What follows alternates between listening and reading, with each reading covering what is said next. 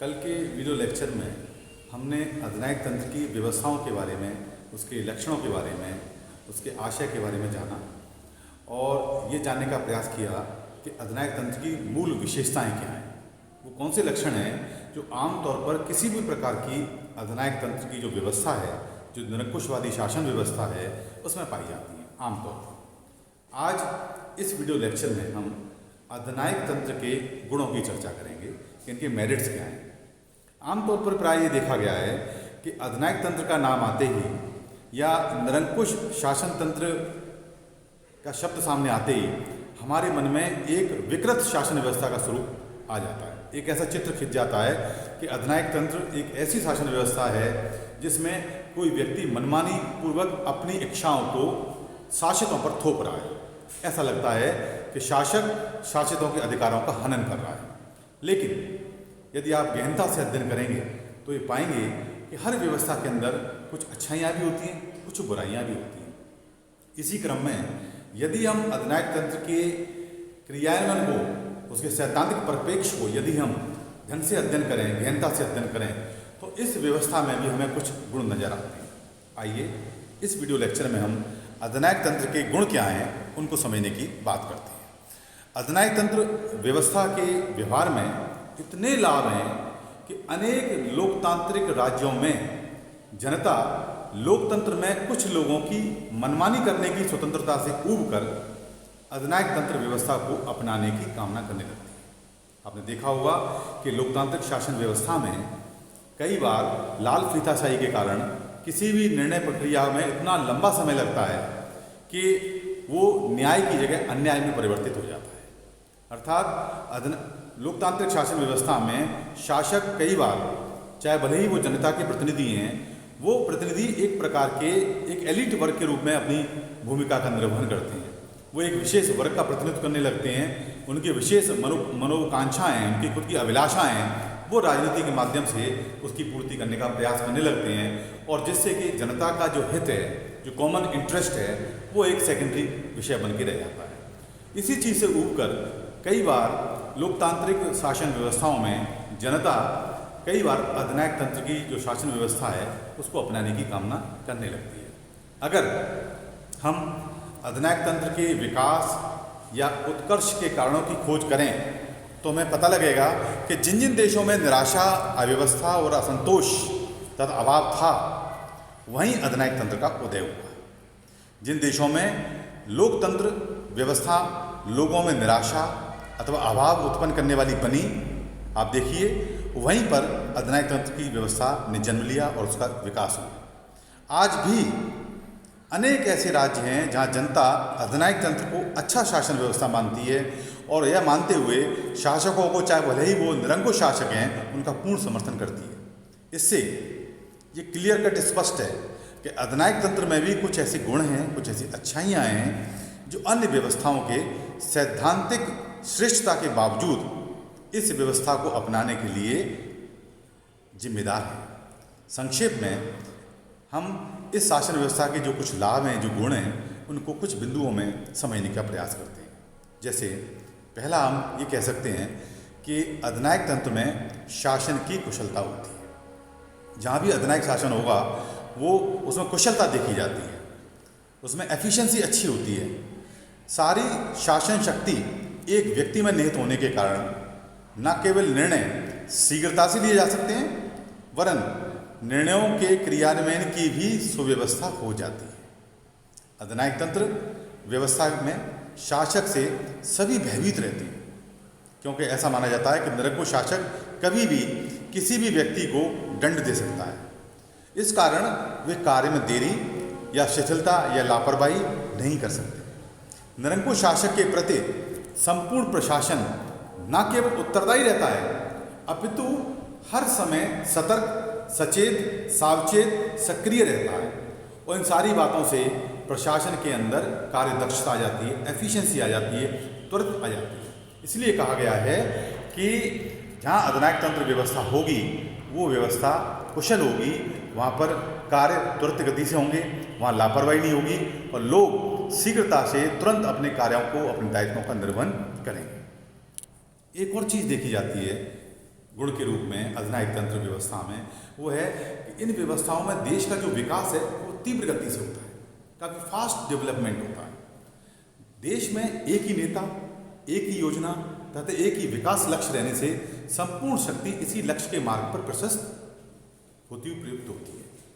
आर्थिक साधनों का समुचित विकास व उपयोग संभव होता है। देश के विकास के लिए एकता, शांति व व्यवस्था की आवश्यकता होती है। आप जानते हो किसी भी देश का यदि विकास होना है तो उस देश के अंदर एकता होनी चाहिए, शांति होनी चाहिए और नीतियों की त्वरितता होनी चाहिए। उनकी क्रियान्विति में स्पीड अच्छी होनी चाहिए, उनकी उसमें डिले नहीं होना चाहिए, तभी वो देश विकास करेगा। और ये सारी चीज़ें अधिनायक तंत्र की व्यवस्था में हमें देखने को मिलती हैं। अधिनायक तंत्र में इतनी ठोस व्यवस्था रहने के कारण देश के सारे साधन विकास में लगाए जा सकते हैं और इसके परिणाम स्वरूप देश में त्वरित गति होती है और विकास होता है। एक और लक्षण और विशेषता देखी गई, गुण देखा गया है, वो गुण है देश में एकता की स्थापना में अधिनायक तंत्र बहुत सहायक सिद्ध होता है। जैसे कि आप देखा होगा कि लोकतंत्र में भिन्न भिन्न प्रकार के राजनीतिक दल होते हैं, दबाव समूह होते हैं।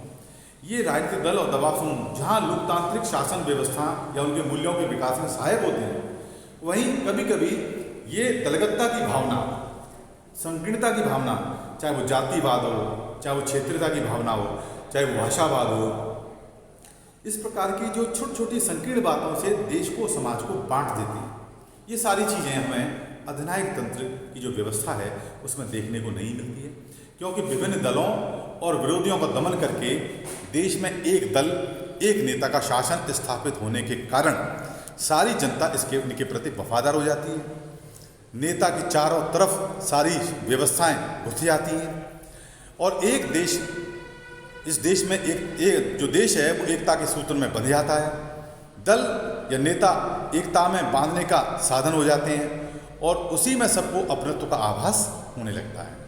आपने देखा होगा कि जर्मनी में हिटलर और इटली में मुसोलिनी ने इसी तरह कार्य करने में सफल रहे और अपने अपने देशों को उन्होंने विकास की और राष्ट्रवाद की चरम सीमा पर, शिखर पर पहुंचाया। इसी क्रम में एक दूसरी जो अलग एक गुण है वो है राष्ट्रीयता की भावना जागृत करने में सहायक। अधिनायक तंत्र की जो व्यवस्था है वो लोगों में देश के प्रति समर्पण का भाव, देश के प्रति कटिबद्ध होने का भाव, इसको विकसित करने में सहायक होती है। देश के नागरिकों को पारस्परिकता में बांधने के लिए एक विचारधारा, एक दल और एक नेता का होना पर्याय होता है। सभी नागरिक बंधुत्व की भावना से अनुप्राणित रहते हैं। एक राष्ट्र का नारा एक ही झंडे के नीचे सबको खड़ा कर देता है। देशभक्ति का इतना प्राबल्य होता है कि नागरिक अपने देश तथा नेता के लिए बलिदान करने तक तैयार हो जाते हैं। और आपने देखा होगा हिटलर और मुसोलिनी ने जर्मनी और इटली के अंदर इसी प्रकार का माहौल क्रिएट किया था। एक और गुण है वो देखा जाता है संकट काल में तानाशाही व्यवस्था सर्वोत्तम होती है। आमतौर पर लोकतांत्रिक जो शासन व्यवस्था है, यदि कोई इमरजेंसी आती है, संकट आता है, तो विभिन्न दल अपनी अपनी इच्छाओं को सरकार पर थोपने का प्रयास करते हैं। इस कारण एक केंद्रीकृत नीति लागू नहीं हो पाती है और संकट का सामना करने में थोड़ा सा बाधा उत्पन्न होती है। वहीं यदि हम अधिनायक तंत्र की व्यवस्था को देखें, जहाँ एक दल, एक नेता, एक देश, एक नारा, एक विचारधारा, ये सारी जब एकता होती है, पूरा देश एक सूत्र में बंधा होता है, तो किसी भी इमरजेंसी का सामना करने के लिए, किसी भी संकटकालीन या आपदा को फेस करने के लिए ये व्यवस्था एक सक्षम व्यवस्था के रूप में देखी गई है। इसमें संकट का सामना करने के लिए सभी निर्णय व आदर्श एक व्यक्ति द्वारा दिए जाने के कारण आदेशों की भी एकता रहती है, कंटिन्यूटी रहती है उसमें। इससे समय पर उचित कार्रवाई करना सरल हो जाता है और युद्धकालीन संकट में तो यही व्यवस्था विजय दिलाती है। आपने देखा होगा कई बार राष्ट्रीय सरकारों का गठन होता है इमरजेंसी में। लोकतांत्रिक शासन व्यवस्थाओं में हालांकि अधिनायक तंत्र की व्यवस्था नहीं होती है, लेकिन विभिन्न दल आपस में मिलकर एक राष्ट्रीय सरकार का गठन करते हैं युद्धकालीन समय में, और वो मिलकर के एक नीति के आधार पर, एकता के आधार पर उस संकट का सामना करते हैं। तो कहीं ना कहीं अधिनायक तंत्र की व्यवस्था में ऑलरेडी एक नेता, एक दल, एक विचारधारा, एक राष्ट्र, एक नारा, एक नीति, इस आधार पर जब वो देश चलता है, संचालित होता है, तो इमरजेंसी सिचुएशंस को compete करने के लिए, उनको कॉम्पीट करने के लिए, उनका सामना करने के लिए, उनका समाधान निकालने के लिए सर्वोत्तम व्यवस्था के रूप में देखी गई है और देखी जा सकती है। एक और गुण इसमें और पाया जाता है, वो है कि अधिनायक तंत्र व्यवस्था में देश का चहुमुखी विकास होता है, ओवरऑल डेवलपमेंट होता है। आर्थिक क्षेत्र में भी तेजी से विकास की व्यवस्था होती है। एकता, अनुशासन, कर्तव्य परायणता के कारण विकास की श्रेष्ठ व्यवस्था हो जाती है। आप देखिए, चाहे रूस हो, जर्मनी हो, चाहे चीन हो, चाहे इटली हो, चाहे टर्की हो, स्पेन का अभी तक इतिहास इस बात का साक्षी है। और इसलिए जैक्सन ने अपनी पुस्तक थी यूरोप सिंस द वॉर में ठीक लिखा है कि स्पेन वासियों के इतिहास में यह पहला अवसर है जब रेलें समय पर चली, अधिनायक के अधीन व्यापार और उद्योग समृद्ध हुए, कृषि फली फूली है, श्रम संकट दूर हो गए।